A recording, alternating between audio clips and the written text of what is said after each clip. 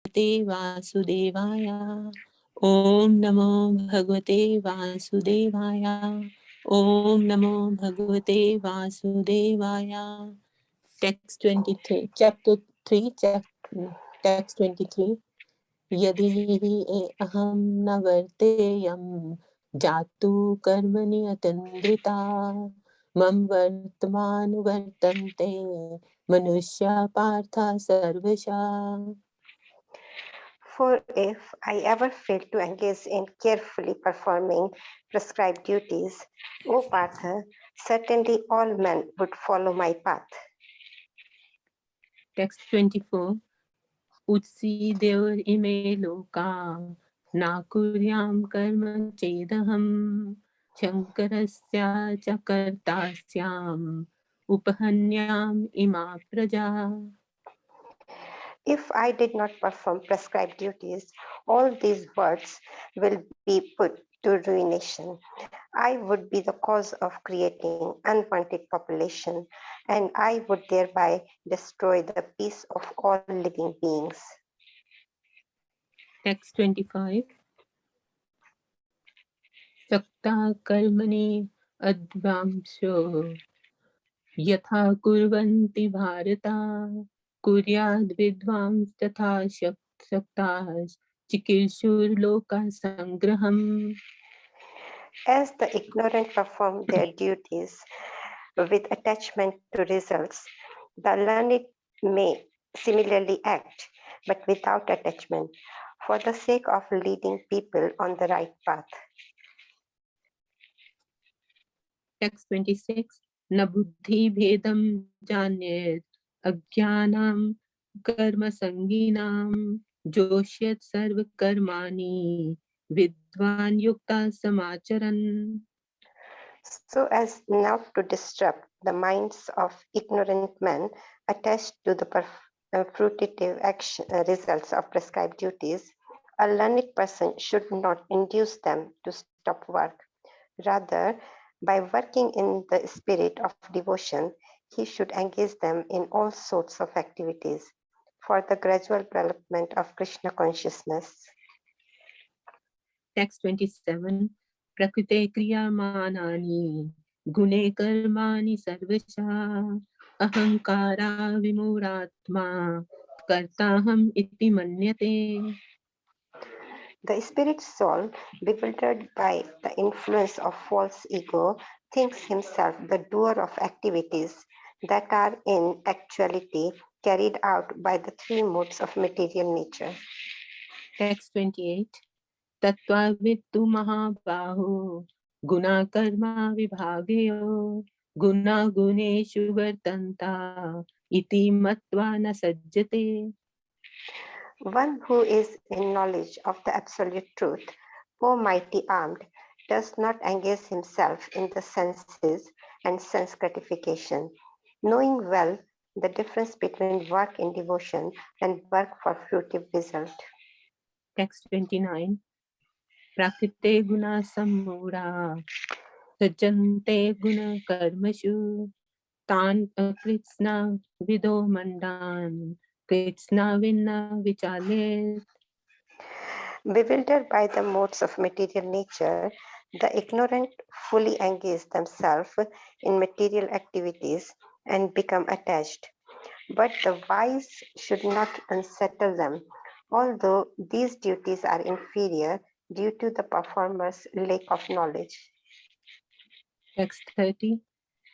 Mai sarvani karmani sanyasyaadhyatmachetasa nirashir nirmamo bhutva yudhasva vigatajvara.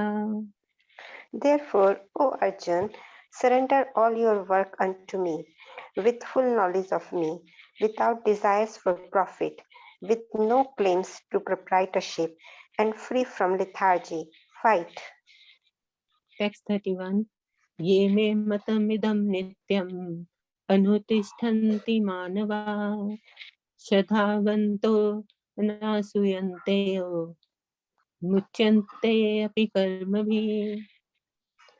Those persons who execute their duties according to my injunctions and who follow this teaching faithfully without envy become free from the bondage of fruitive actions. Text 32.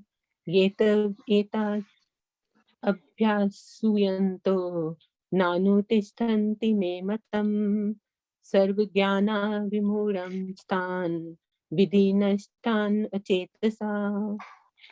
But those who, out of envy, disregard these teachings and do not follow them regularly are to be considered bereft of all knowledge, befooled, and ruined in their endeavor for perfection.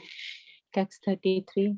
Sadvisham chestate sasya prakrite jnanvanapi prakritim yanti bhutani nigraha kim karishyati. Even a man of knowledge acts according to his own nature. For everyone follow the path. Sorry, for everyone follows the nature of he has acquired from the three modes. What can repression accomplish? Text 34. Indrasya indrasya arthe ragadvesho vivasthitu tyornavasham agache tauhi asya paripantino. There are principles to regulate attachment and aversion pertaining to the senses and their objects. One should not come under the control of such attachment and aversions because they are stumbling blocks on the path of self-realization. Text 35. Shreyan swadharmo viguna paradharmat swanushchitat swadharme nidhanam shreya paradharmo bhayavya. It is far better to discharge one's prescribed duties, even though faultily, than another's duties perfectly.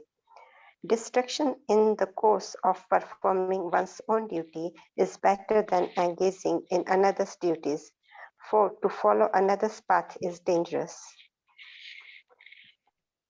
Text 26, text 36. Arjuna vacha atha kena prayuktoyam papam charati purushaha annichan api vashneya balad iva niyojita. Arjun said, O descendant of Vrishni, by what is one impelled to sinful acts, even unwillingly, as if engaged by force? Text 37. Shri Bhagwan vacha काम एषा क्रोधेशा रजोगुणा समुद्भवा महाशानो महापाप्मा विधियेनम इह वैरिणम. The Supreme Personality of Godhead said, it is lust only, Arjuna, which is born of contact with the material mode of passion and later transformed into wrath, and which is the all-endeavoring sinful enemy of this world. Text 38. धूमेना आव्रियते वाणी यथा दर्शो मलेन च यथोल्बेनावृतो गर्भस् तथा तेनेदम् आवृतम्. As fire is covered by smoke, as mirror is covered by dust, or as the embryo is covered by the womb, the living entity is similarly covered by different degrees of this lust. आवृतं ज्ञानमेतेन ज्ञानिनो नित्यवैरिणा कामरूपेण कौन्तेय दुष्पुरेण लेन च. Thus, the wise living entity's pure consciousness becomes covered by his eternal enemy in the form of lust, which is never satisfied and which burns like fire. Text 40. इन्द्रियाणि मनोबुद्धि अस्याधिष्ठानमुच्यते एतैर्विमोहयति एषा ज्ञानम् आवृत्य देहिनम्. The senses, the mind, and the intelligence are the sitting places of this lust. Through them, lust covers the real knowledge, of the living entity and bewilders him. Text 41. Tasmatvam indriyani adyo niyamadhartashabha papamanam prajahinam jnana vijnana nashanam. Therefore, O Arjun, best of the Bharatas, in the very beginning, curb this great symbol of sin, lust, by regulating the senses, and slay this destroyer of knowledge and self-realization. Text 42. Indriyani parani ahu indrebhya paramam mana manasastu para buddhi yo buddhe paratastu sa. The working senses are superior to dull matter. Mind is higher than the senses. Intelligence is still higher than the mind. And he, the soul, is even higher than the intelligence. Text 43. Evam buddhe param buddhva sanstabhye atmanam atmana jahi shatru mahabaho kam. Thus, knowing oneself to be transcendental to the material senses, mind, and intelligence, O mighty arm Arjun, one should steady the mind by deliberate spiritual intelligence, Krishna consciousness, and thus, by spiritual strength, conquer this insatiable enemy known as lust. Hare Krishna. Om Tat Sat Iti Srimad Bhagavad Gita Supanishatsu Brahma Vidyaya Yoga Shastre Shri Krishna Arjun Samvade Karma Yogo Nama Titya Dhyaya. Hare Krishna. Hare Krishna. Please Wonderful. forgive my mistakes. No, don't Thank worry you. at all. Very nice. Seema Mataji very nicely recited in English. And Sorry for my mistakes. No There mistakes is at all, actually. I didn't notice any mistakes. Rasalila Srimati Mataji very nicely recited. Very, very fluent. Thank you very much, both of you. I'll stop sharing this. Let me share my PowerPoint now. I'm Nicola Coughlin, and this is the best day of my life. I'm a guest judge in RuPaul's Drag Race UK. RuPaul's Drag Race UK, streaming now on iPlayer. Join me this week, musical guest Texas. Okay.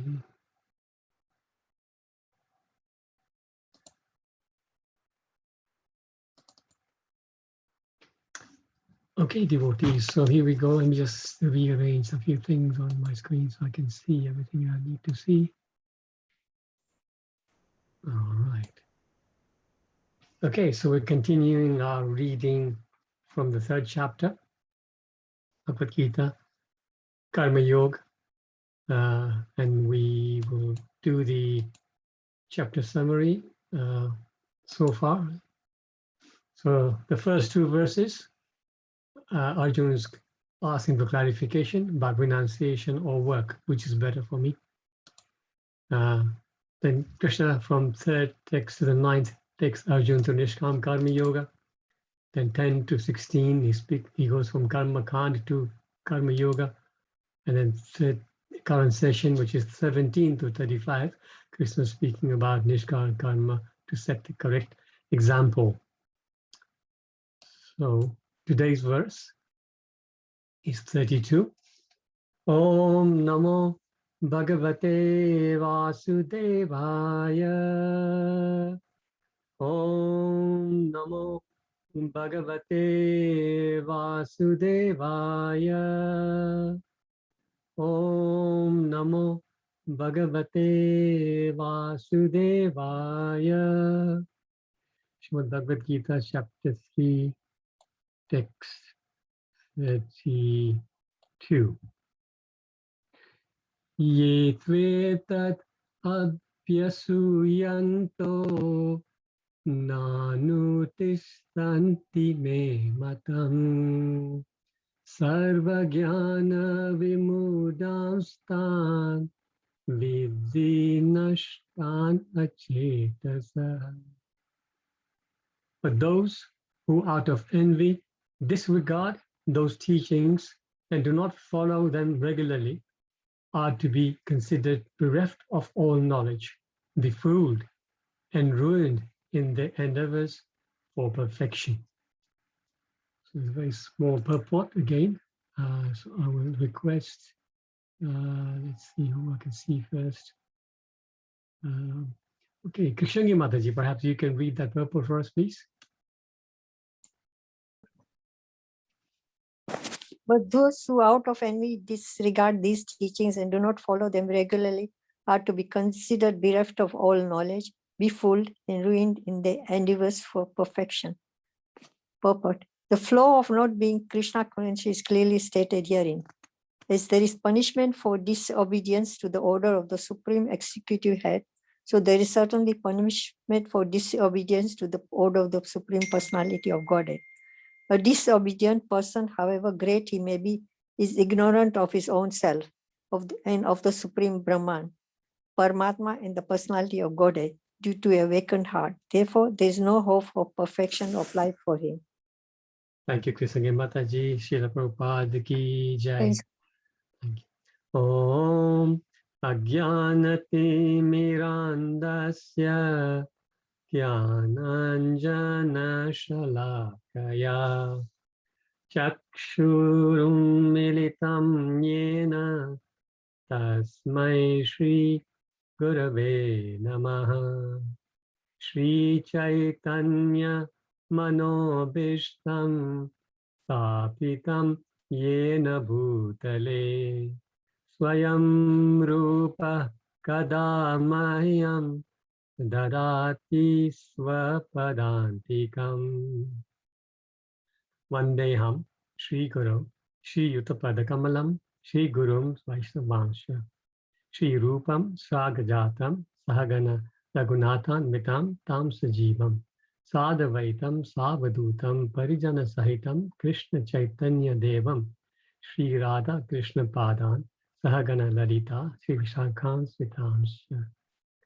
Hey Krishna Karuna Sindhu Dina Bandho Jagat Pate Gopesha Gopika Kanta Radha Kanta Namostute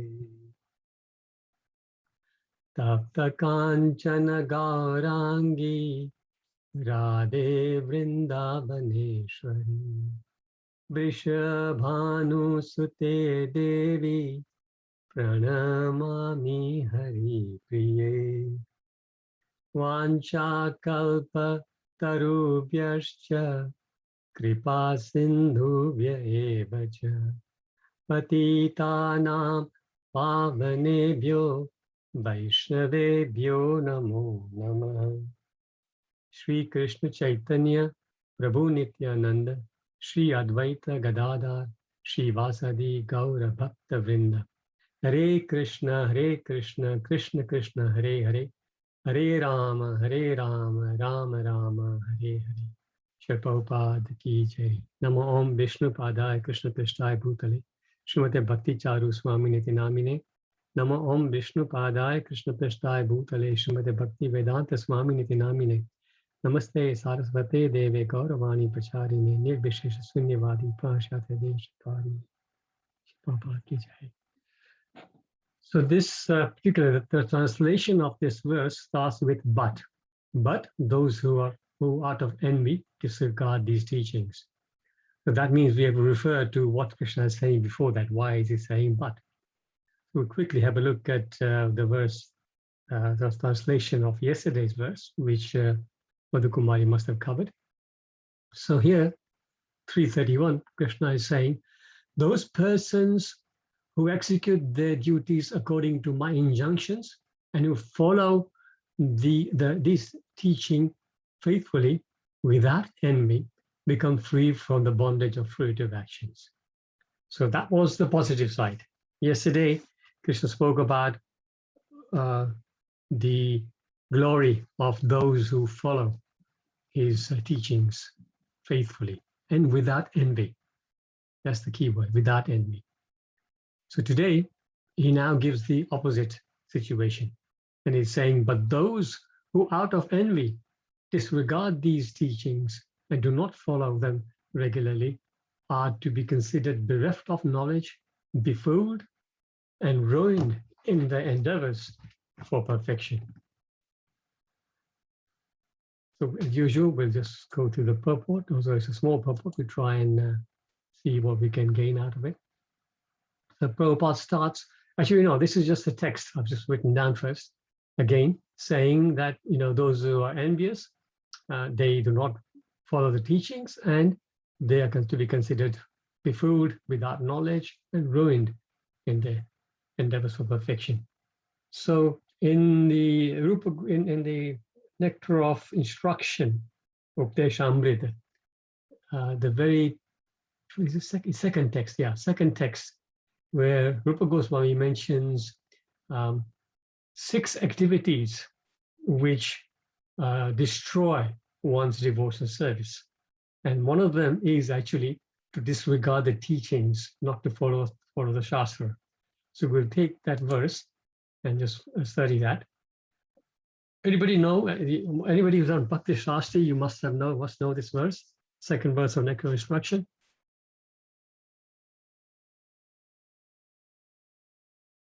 Come on, a lot of you must know this. I'm sure when I put it up, you will all recall it. Atyahara prayasya prajalpa niyamagraha jana sangasya lolyam cha sadvir bhaktir vinashyati. So here, Rupa Goswami is saying that one's devotional service is spoiled when he becomes too entangled in the following 6 activities. Number 1, eating more than necessary or collecting more funds than required. Ati ahar. So ahar refers to eating as well as collecting too much Lakshmi, more than required. Then number 2, over-endeavoring for mundane things that are very difficult to obtain. So sometimes people just go mad after some material success and they lose their complete life after that particular goal, which is quite difficult. And in that way, then the spiritual life never develops. 3, talking unnecessary about mundane subject matters. So this is prajalpa. So one should use one's tongue to glorify the Lord and to discuss the glories of the Lord's devotees and keep the other discussions to the minimum, not to get involved in other sort of gossip, etc. Then this 4th one is very applicable to the verse today. Practicing the scriptural rules and regulations only for the sake of following them and not for the sake of spiritual advancement, or rejecting the rules and regulations of the scriptures and working independently or whimsically. So two parts here. Number 1 could be that somebody is actually following. We know many people like that who would consider themselves religious. So they would follow rituals, whatever the family rituals or whatever path they're following. But literally their aim is not really, either they're doing it just as a ritual with no sort of motive, or they're doing it for some ulterior purpose. So most of us, before we came to Krishna consciousness, we were all karma kandis. So we would do things for some benefit. People would do certain puja at home so that there'll be benefit at home. People would do some puja when they buy a car, so there is benefit that the car lasts long, or stuff like that. Anyway, so all those are karma kandi activities. So the first part of this 4th point talks about that. It's people who are practicing it, but literally not for making spiritual progress. And then, of course, the second part, which is relevant to this verse, is that rejecting the rules and regulations of scriptures and working independently or whimsically. So these people are different. Other people, they may follow the rules loosely, but not for making spiritual progress. But these people actually knowing the rules are rejecting them. They reject the rules of the Lord. Of course, they reject the Lord himself. So then these people are called envious. These are, because they're envious mentality, they reject the Lord's instructions. So, and the fifth one, of course, just the fifth and sixth, will say associating with worldly-minded persons who are not interested in Krishna consciousness. Obviously, that's going to drag us down. And then being greedy for mundane achievements. So greed, lolium, if you're very greedy for mundane achievements, that's obviously, it's degrading for our spiritual life. But the same lolium, to be greedy for spiritual life, to be greedy to learn more about Krishna, to be greedy to listen to classes, to be greedy to try and learn verses, to be greedy to have even prasadam, to have greed for association of devotees. All those are positive lolium. So we take an excerpt from the purport of this second text of Nectar of Instruction, where Prabhupada says, sometimes human society manufactures a system of so-called religion aimed at material advancement, but that is far from the purpose of the true dharma. Religion entails understanding the laws of God, because the proper execution of these laws ultimately lead one out of the material entanglement. That is a true purpose of religion. Unfortunately, people accept religion for material prosperity because of atyahara, or an excessive desire for such prosperity. True religion, however, instructs people to be satisfied with the bare necessities of life while cultivating Krishna consciousness.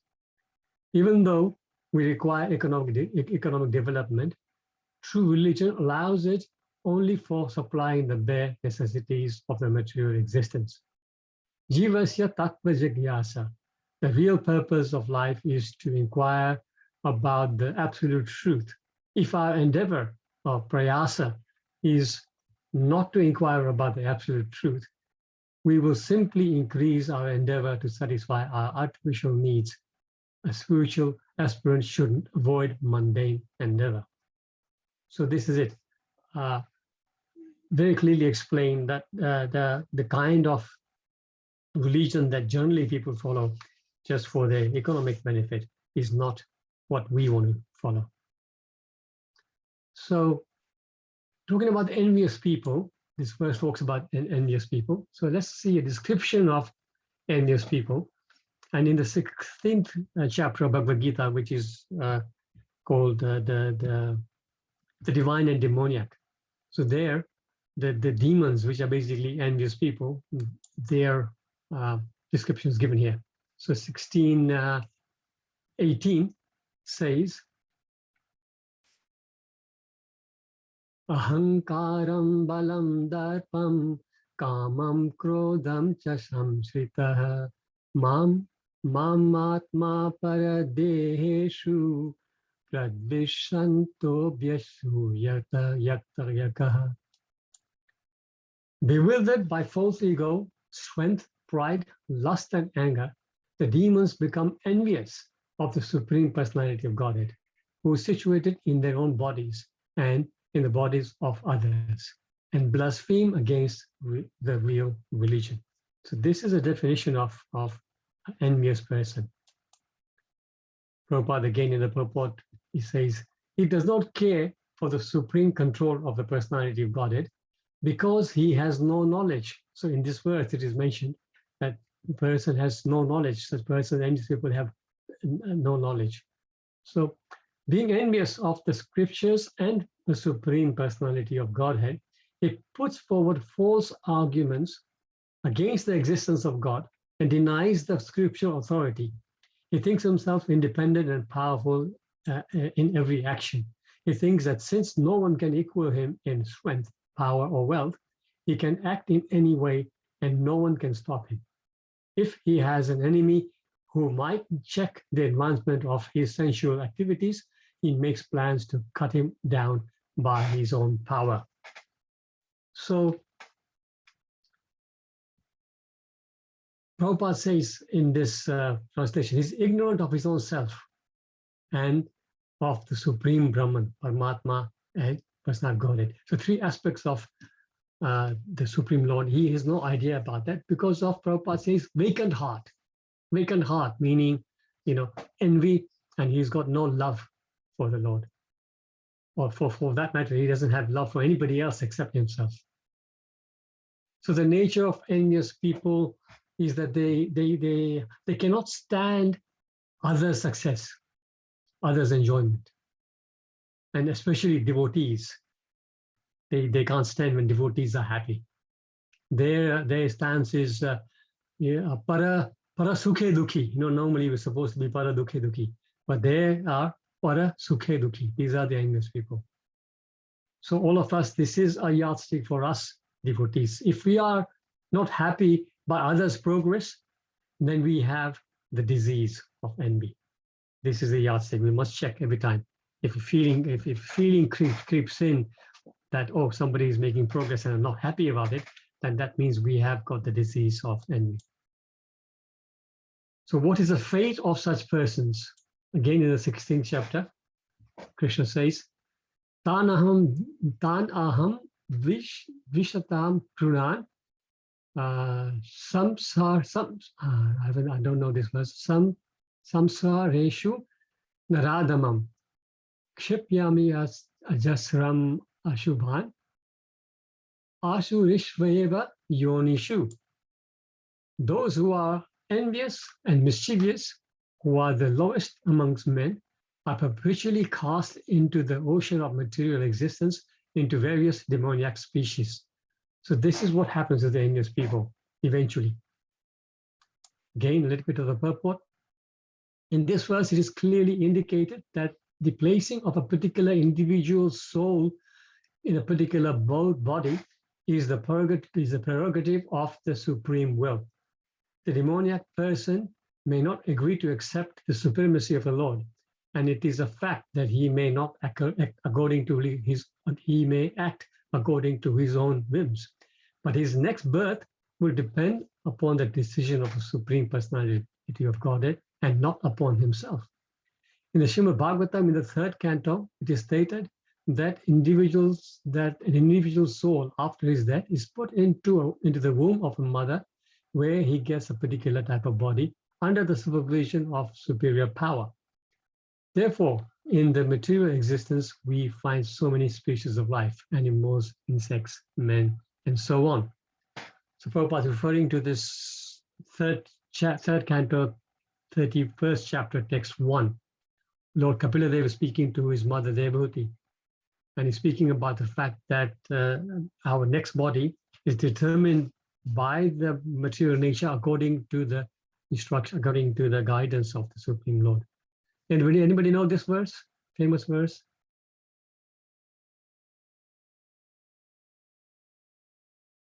Karmana Daiva Netrena. I'm sure you know it. Anybody? Shri Bhagavan Uvacha Karmana Daiva Netrena Jantu Deho Papataye Sriya Pravishta Udaram Pumsoreta Kanashraya. Just making the same point that Prabhupada is making in that purport. So examples of envious persons, let's see. So anybody guess who that is? Which pastime is this depicting? Haridas Thakur, Prabhu.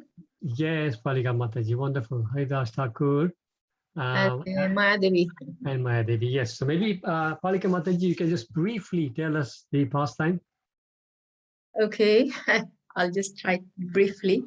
There was a very jealous Jamindar near where Haridas Thakur used to have his ashram. And then he used to see he was getting so popular because, of course, he's a saintly person and such an elevated person. So he got very jealous of his fame. And then he wanted to just blaspheming, or he just wanted to make a bad name of him. So he went to these prostitution, the people who were the prostitute. Then he said, oh, this person is, actually, he's not a real person. You need to do something about it. And this lady, Mayadevi, she agreed. And then she was very nicely dressed and went to Haridas Thakur's kuti. And Haridas Thakur was chanting, and the lady expressed her wish. She said, "Oh, I want to associate with you." Yes, yes, certainly. Haridas Thakur said, "But I have to do this chanting. I have to finish this chanting." So he continued chanting, and then the night went by, and so then the lady had to leave. She said, "Oh, come tomorrow." And then on the third day, when she came, and Haridas Thakur was still standing, and then by the time the power of the holy name, the change, the heart of the prostitute, because actually she was Maya Devi, she just wanted to also test Haridas Thakur, and also wanted to prove wrong of that person who wanted to make a blasphemy of Haridas Thakur. So on the third day, she really surrendered. She said, "Look, this is what's been happening, and this person was doing this, and I came for that purpose, but now I understand that I was doing so wrong, and I really want you to forgive me." And so Haridas Thakur, she said, I know all these things, because she's very, very elevated person. He is next, Chaitanya Mahaprabhu sort of, he loved him so much. And then, so he said, "Look, you can do something. I'm going to leave from here, but you can stay. You go and, give up all your belongings and shave your head, and you stay here, and you are the right person to leave this little kutir and shave your head and do Tulsi Puja and just preach." And she actually became completely pure devotee of Krishna. So that way, I think what was his name? Is it Ramachandra? Yeah, Ramachandra Khan. Yeah, Ramachandra Khan. He was defeated.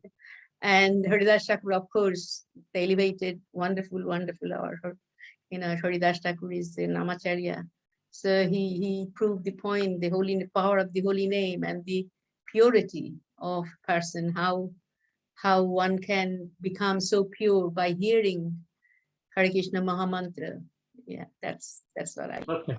Thank Perfect. Thank you. Thank you so much, Palika Mataji. So nicely explained. So, Thank you, Hare Krishna. Namacharya Haridas Thakur ki jai. Jai.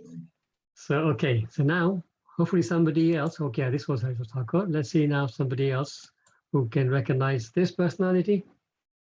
Again, we're speaking about how some envious person is going to do something. Anybody recognizes this personality? Obviously, a little bit difficult to recognize from the picture. So I'll give you a clue. He's one of the Panchatattvas. Srivas Thakur. Srivas Thakur, yes, Venkat, wonderful. Srivas Thakur, Srivas Pandit. And Venkat Prabhu, can you maybe tell us a little bit about how somebody tries to defame him? I will try, Prabhuji. I don't remember fully, but I will try whatever I remember. Yeah. Again, same like Haridas Thakur, Srivas Thakur gets more famous, and he was following all the Vaishnava Sampradaya. So I don't remember who was the envious person again. So I think he's the uncle to Chaitanya Mahaprabhu. Some relationship also there for him. And he was envious. So what he does one day is all the Durga Devi Puja, something that kind of a Mayavadi Puja items. He lived in the doorstep of Srivas Pandit house. Then when Srivas Pandit saw all those things, he throws them away, cleans the house. He does, I don't remember, yeah, he does that, and then he gets more famous than becoming defamed. And then Chaitanya Mahaprabhu doesn't excuse him at all for so many years. I mean, the other person had to defame Srivas Thakur. Yes. So Venkat Prabhu, thank you so much. Wonderful. So the person who did this act was Gopal Chapala. Gopal Chapala, he is the one who did this out of envy, tried to defame him. And Srivas Thakur, actually, when everybody in the morning saw all those things, they said, "Oh my God, this is," and he was so pure that he didn't even need to defend himself. He said, "Yes, okay, if you think I'm doing it, I'm doing it." But everybody knows that he's so pure that nobody believed it. So that's wonderful. So that's another, so how envious people try to pull down, especially devotees, as I was saying earlier. You people are envious of each other anyway. The whole material world, everybody is envious of each other. But how some people are envious of devotees like this? These are the examples. And then final example of envy, very, very famous example. Somebody else who hasn't spoken yet? Say Shishupal. Yes, Palika Mataji. But is there anybody else who can tell us a story about Shishupal just in brief?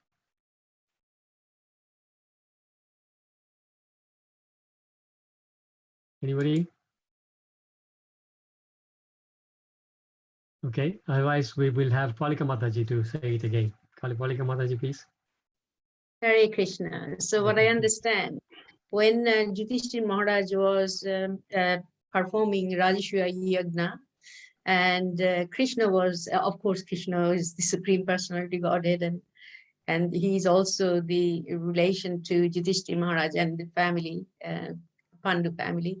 He was invited with the whole family, the whole Dwarka came in the Rajasuya Yagna. And then Shishupal, of course, they are very prominent people.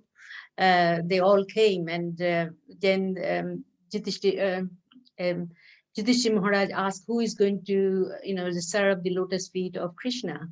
So then one of the Pandavas, he was serving, and then Shishupal and Krishna, they were in this world, they were related.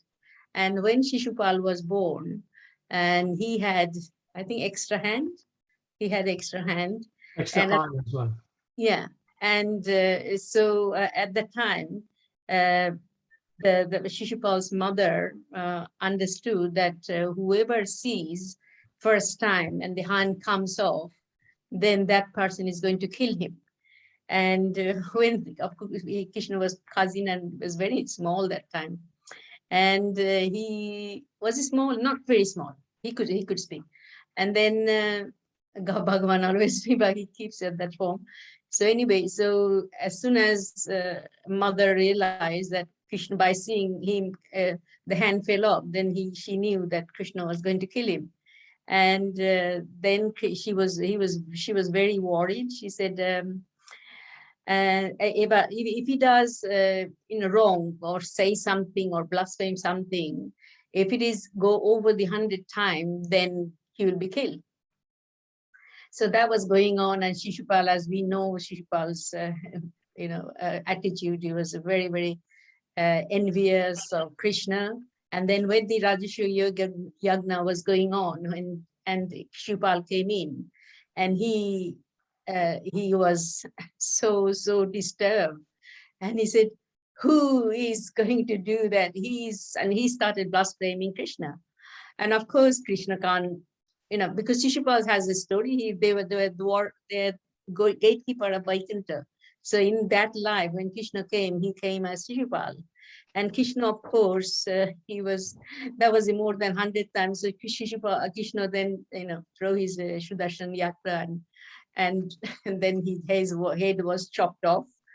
And then that was the end of him. But because he was a devotee in previous life, and if anybody trained by Krishna, of course they're liberated, and so his soul then merged into Krishna's body.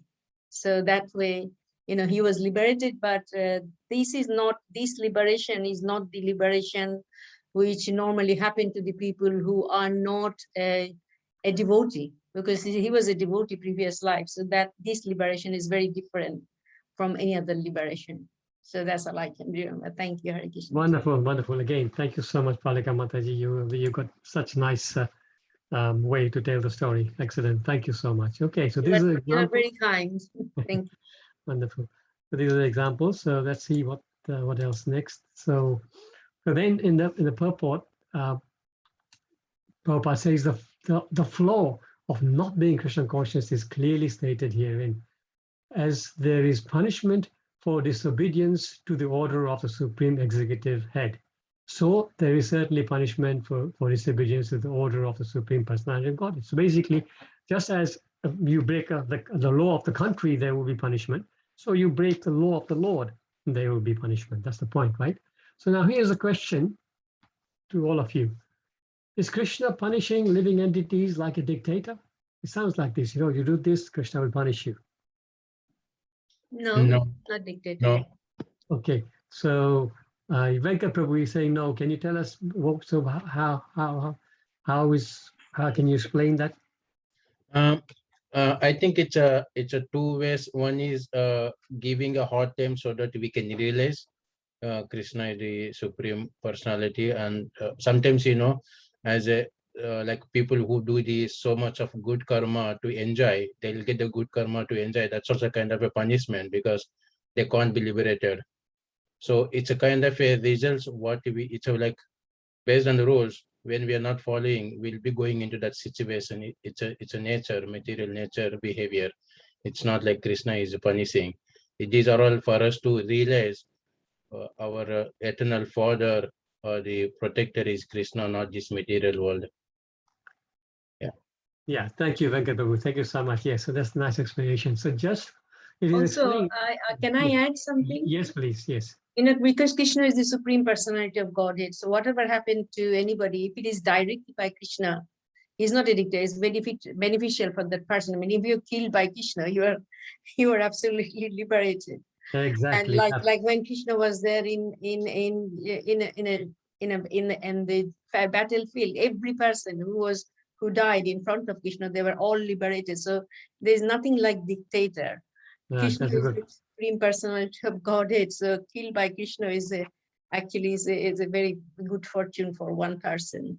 And if it is somebody is killed, it's not really killed, it's just for their own benefit. So it's not. Perfect, excellent. So let's now, thank you for your explanation, Palika Mataji and Venkat Prabhu.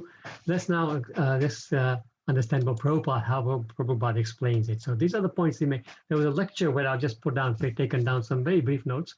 So here's Krishna Prabhupada is saying that the all affectionate Almighty Father places the rebellious conditioned soul under the control of Maya Devi. So he explains that just like a parent, sometimes a parent, when he tries to guide the unruly child himself properly, and if the child doesn't agree, he comes to a point where he's just never going to agree to his father, then the father would then send him to like a boarding school or some strict teacher, something for him to be disciplined. So the father is doing it not out of hate, is he? He's doing it for the better, for the benefit of the child. Well, the child will not recognize, not understand it at that time, but later on, he will realize. So similarly, when we have rebelled and when we have shown envy towards Krishna, Krishna has then sent us to Maya Devi in the material world.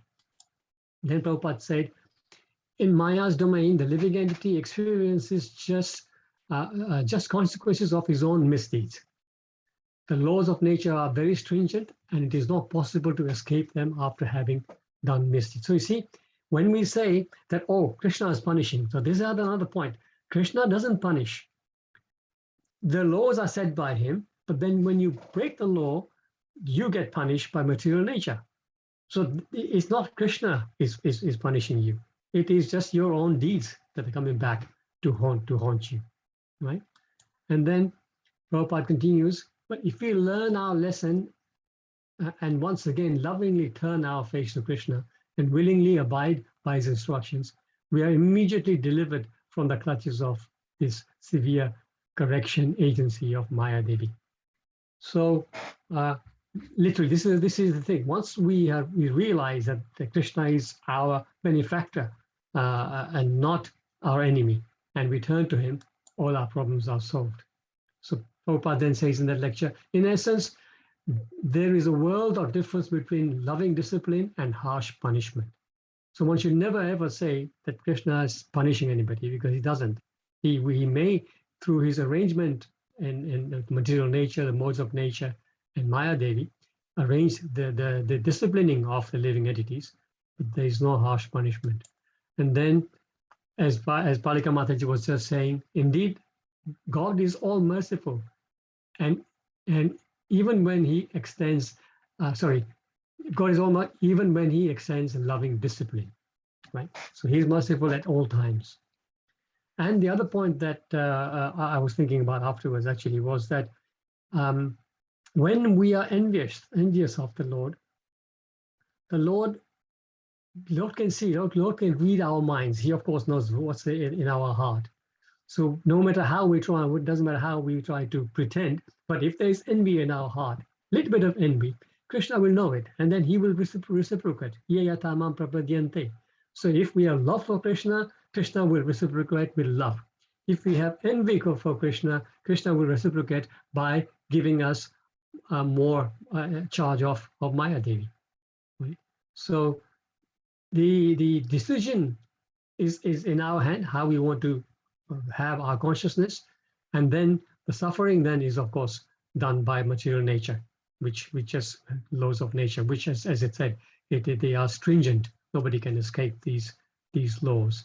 A couple of solution as a long purport here, a nice purport about solution, but time is running out, so maybe I will just give you the gist of it. The solution basically is talking about just following the dharma and acting according to Krishna's wishes, surrender to him, and don't do Vaishnava aparadh, those sort of things. And the last point I wanted to make was, so last line of the purport seems very disheartening, because Krishna says, therefore there is no hope of perfection of life for him, talking about envious people, right? So we say that, okay, there is no hope for somebody who's envious like that. But of course, we must know that even for the most fallen, if he gets the right situations, there is hope for him. So envy, as we know, is part of the anarthas, the 6 anarthas we have: lust, anger, greed. I said, how does it go? First one is Kam, Krodha, Lobha, Moh, Mad, Matsarya.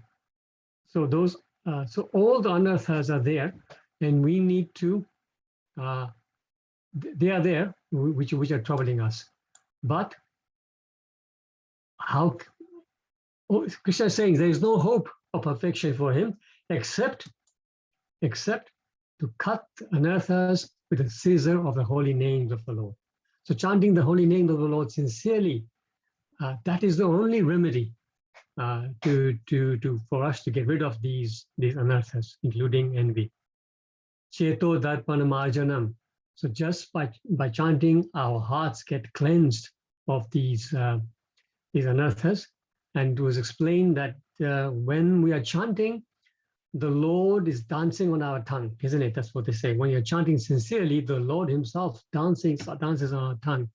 So it is explained that just as when the serpent Kaliya, when Krishna danced on his heads, on his thousands of heads, when Krishna was dancing on him, he subdued the envious Kaliya.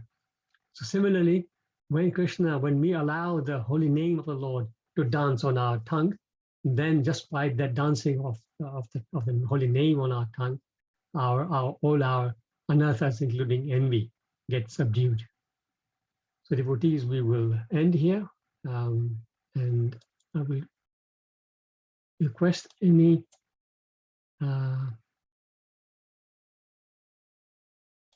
questions, comments, corrections. Sorry, Hare Krishna. Hare Krishna. I had experience, how the jealousy can really ruin, or how jealousy can make people completely out of order.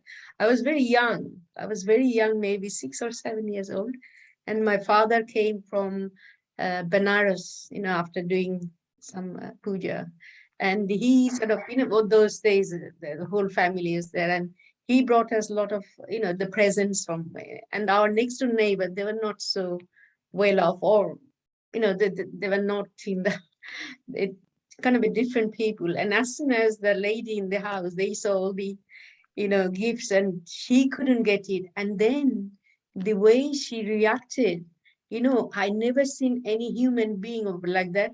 She was so jealous, and she started trembling, and her whole tongue came out completely out of her mouth. I've never seen anything like that. She was so jealous. And how can it affect like that, people? Out of jealousy. I was so young. I said, my God, I've never seen anything like that. So out of jealousy, things can happen. So it's completely, that's not spiritual path. It's very dangerous. Of course. No, thank you for sharing that. Absolutely. Yes. But, that is more common than we think. A lot of people, actually, generally speaking, what happens is that people are generally very good at hiding their emotions, their envious emotions. So if I've got a brand new car and I go and show it to my friends or my relatives, they go, wow, what a lovely car, well done, right? But internally, you don't know what's going on, right? People may be very, very envious. Maybe, of course, we're not saying we cannot generalize. Some people will be genuinely happy for you. But then a lot of people do get envious when people are successful. So, and then they hide it. But that doesn't change the fact that the envy is there. And it's not something that we can say, even devotees are envious. So, it's not something that we can't say that, oh, because we are devotees now, we're not envious. We are also envious. And it's work in progress. We're all trying our best to subdue this envy. Envy will only go at a very high level of devotion, actually. It is said that when we are even in a state of bhava, sometimes envy can creep in. So that's why we have to be very, very alert about this. I'm just going to read a couple of messages from Surabhi Mataji. Says, in one side, it says the true religion instructs people to live with bare necessities of life. Is it possible in today's world? Very good point. Yes, if we think it's not possible in today's world because we have allowed ourselves the luxury of all the gadgets and things that are around us. But actually, if one wants to be really happy, one should reduce the necessities, reduce the extra bits and pieces that of course, everything we need to use for Krishna, we can use, but all the others, we can try consciously to write. Prabhupada used to say, simple living, high thinking. So if you got a simple life, you will have time then to do more devotional service. So, like I say, it's not so easy because we got ourselves used to these luxuries and things. But yes, if we try, especially maybe as we are growing up and as we've got a family growing up, children, all that, it's a little bit harder. But if some of us are at my stage, for example, where children grown up, already settled, and then you want to spend most of your time with Krishna consciousness, then it's important to reduce all the extra bits and pieces in our life. It's continuing the message from Surabhi Mataji. If somebody has a vacant heart due to utter sadness, what can be done to rectify it in today's world? Thank you. They are the ones who need Krishna's mercy most. Very good point, actually. Very good point. Yes, so people with vacant heart, as I was saying in one of the slides, that the chances that they come in touch with devotees and they give a favorable hearing to the devotees and the messages coming from Prabhupada's teaching, and then yes, it is a chance for their heart to be no more vacant, and they can actually become very happy in Krishna consciousness. But they need devotee association, they need the mercy of devotees and Krishna, of course. Then I've got Jay Prabhu saying, what is considered as a basic necessity of life? For example, if a mobile phone, very few people had. Oh yeah, exactly. So 30 years ago, we didn't have any mobile phones. There was no emails, but we managed. We did everything that we wanted to do. And nowadays, we can't move an inch. I'm talking about myself. My mobile phone is with me all the time, 24/7. Now I can say that, yes, I suppose in today's life, because I closed my business, I've retired, 90% of the messages and things that are happening on my phone is to do with Krishna consciousness. But despite that, it still does soak up a lot of time. So what is the bare necessity? The bare necessity nowadays is very difficult. People say, okay, you need a meal for twice a day and a roof over your head. Yeah, but that's being too simplistic. Yes, that is a bare necessity, really. But you do need to keep in touch with people. So you need your phone, you need your laptop perhaps, or some device that you can be in touch with the outside world and all that, because all that is necessary now. It's not no more luxury. So yes, but even counting all those things, we can perhaps still find, if you sit down and each one of us actually make a list of things that we have around us, we will be able to get rid of a lot of things which are probably not necessary. But it's very individual though. Message from Santosh Mataji. Hare Krishna Prabhuji, thank you. May I ask, why would anyone be envious of Krishna? Are there examples of historical personalities who have been, yeah. So we went through the personalities like, so Shishupal, Palika Mataji just explained like that, right? So these are examples of people who get envious of Krishna. And Santosh Mataji, all of us, the whole, not just the population of the world, but every living entity, all the 8.4 million species, every one of the souls that are in the material world, all of us are here because at one point we were envious of Krishna. So we are all examples. We don't know how, we don't know what, but, and the answer is not here. We will not be able to find the answer. Answer will be when we go back one day, we will find out why we came. But we came because of envy of Krishna. Because Krishna, we wanted to enjoy separated from Krishna. Why should Krishna be the only one to enjoy? I want to enjoy. So that's envy.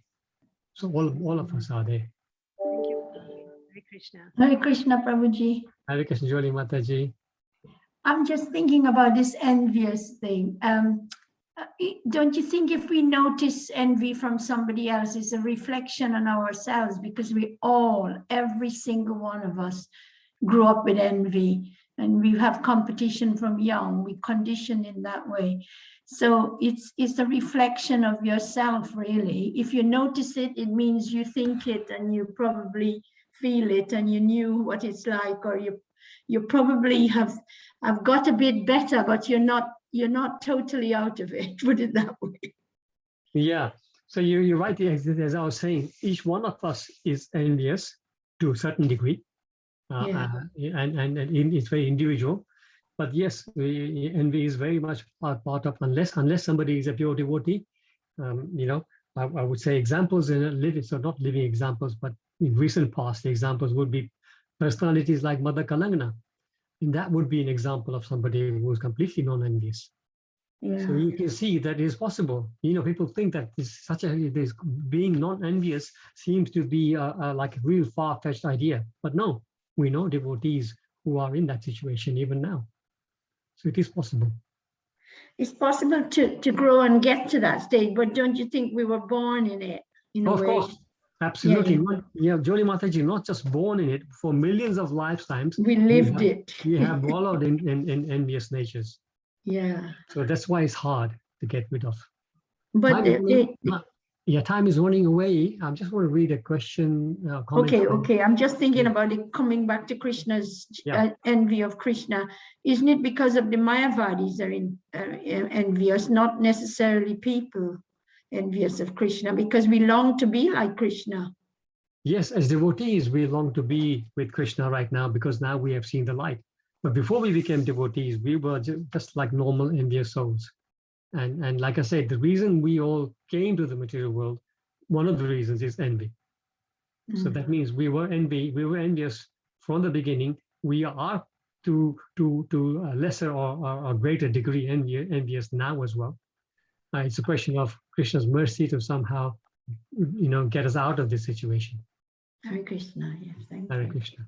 So Jay Prabhu is making further comments on the chat. The instruction from Nectar of Instruction verse are a bit vague, as no quantities are mentioned. Okay, yes. For example, what is the definition of not eating when required? Would it be some amount for each person? Same amount. Somebody who wants with luxury, what they have earn more. Okay, so good point. Yeah, so it's specifically not quantified, Jay Prabhu, is because yes, it's very individual. I may be satisfied with 2 chapatis, but somebody with a bigger appetite may need 4. But that is it. And if he's eating 4, he's not overeating. But if I eat 4, I'm overeating. So for me, I know what is my limit, and he knows what is his limit. So this is why it's individual. But you would know yourself when you are going over the limit, right? Especially when it comes to eating. Certainly, we will know. And similarly with the other things, you can guess. When it comes to money, it's harder. I must say, I find it myself. When you say to have more money than you need, the problem nowadays is because of uncertainties in life. you need to have savings. How much savings is enough? That is $1 million question, right? Because once you don't have your regular income, you need to rely on your savings and a small, state pension. So you need to have enough savings so you can actually live a life of peace and devotion. Because if you have worries about finances, then you wouldn't be. So then, yeah, that's $1 million question. How much is enough for you to be secure in your retired life, to be in a vanaprastha stage doing devotion service?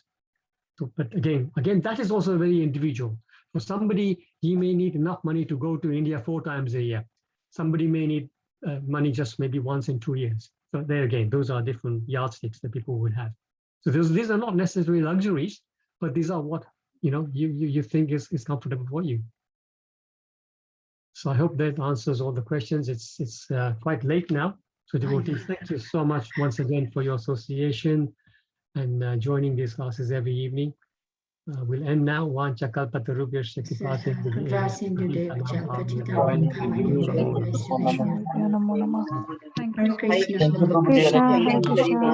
Hare Krishna. Hare Krishna, Hare Krishna, Prabhuji. Thank you very much. Hare Krishna. Hare Krishna, everybody. Thank you so much for bringing this class. Hare Krishna. Hare Krishna. Hare Krishna, Bharat Prabhu. Hare Krishna. Hare Krishna. Hare Krishna, Prabhu. Hare Krishna, Vishali Mataji, and yes, Navneet Chandra Prabhu. Hare Krishna. Hare Krishna, Mukesh Bhai. Hare Krishna, Hare Krishna, Prabhuji. Thank you so much. Oh, Hare Krishna. Thank you, Jyoti Ben.